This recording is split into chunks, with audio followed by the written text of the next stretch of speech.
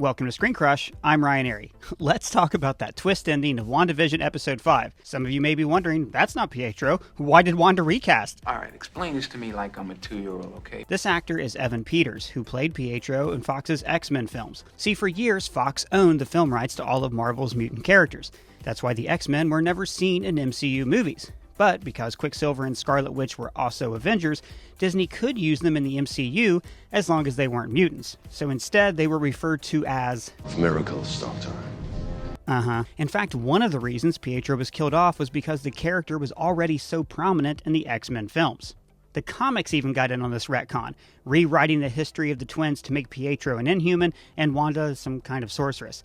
They even rewrote their parentage to make sure they were not related to Magneto anymore. You know him? Magneto? He's my father. So you might be wondering why this same Pietro actor has suddenly appeared in a franchise that already has its own Pietro. He's even wearing Pietro's collars from the comics. Well, I have some theories about that. One, this could just be awesome, totally meta stunt casting. WandaVision is already a meta show. The sitcom reality makes cute references to the MCU. My husband and his indestructible head. But also, characters on the actual WandaVision show are trying to decipher the show within the show, just like the audience is. She recast Pietro? They even have a whiteboard full of questions that the internet's been asking all along. And the names on the WandaVision sitcom credits are all crew members who worked on the actual WandaVision show, meaning that whoever is broadcasting the show seems to be aware of the fourth wall. Wait, has Deadpool actually been behind this all along? Oh, hello. So, bringing in Evan Peters could just be a way of saying that he's the knockoff Pietro, the second-tier version that Wanda has to bring in because her actual brother died. This could be read as a way of Marvel biting its thumb at the X-Men franchise. Do you bite your thumb at us, sir?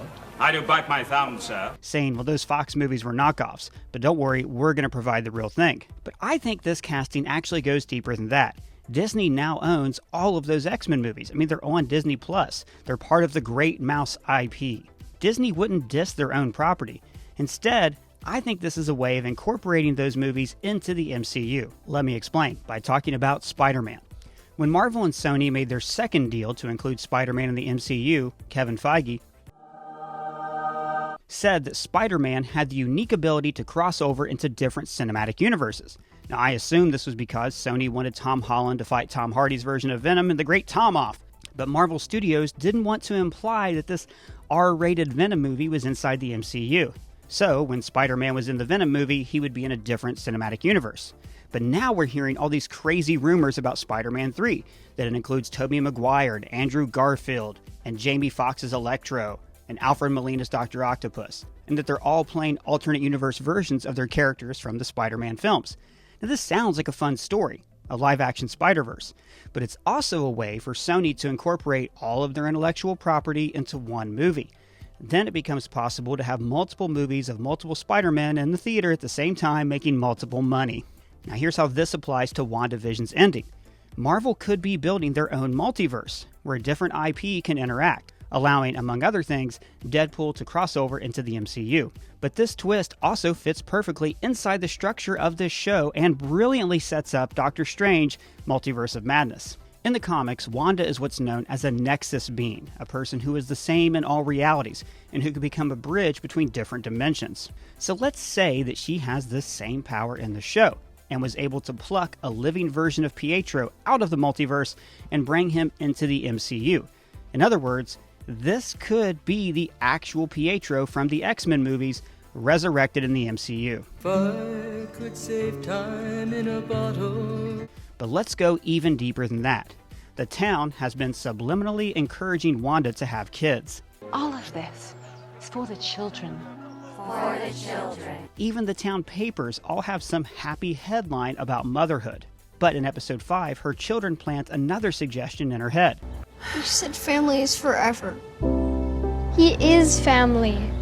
Bring him back, Mom. And earlier, they even asked about their uncle to make her begin to think about him. Do you have a brother, Mom? So, the town exists to encourage Wanda to create children, and the children exist to encourage Wanda to pluck Pietro from another dimension. Maybe, by doing this, Wanda has begun to thin the barriers between realities. In the comics, the villain Mephisto, who's Marvel's version of the devil, constantly hops between realities to escape his biblical fate of defeat. I mean, if you've read the book of Revelations, you know things don't turn out well for Satan. So maybe Mephisto encouraged Wanda to create the town, making her a Faustian bargain to raise Vision from the dead. And his end goal is to use Wanda to help him escape to different realities. After all, the devil has already gotten a name drop in this show. The devil's in the details, Bev. That's not the only place he is.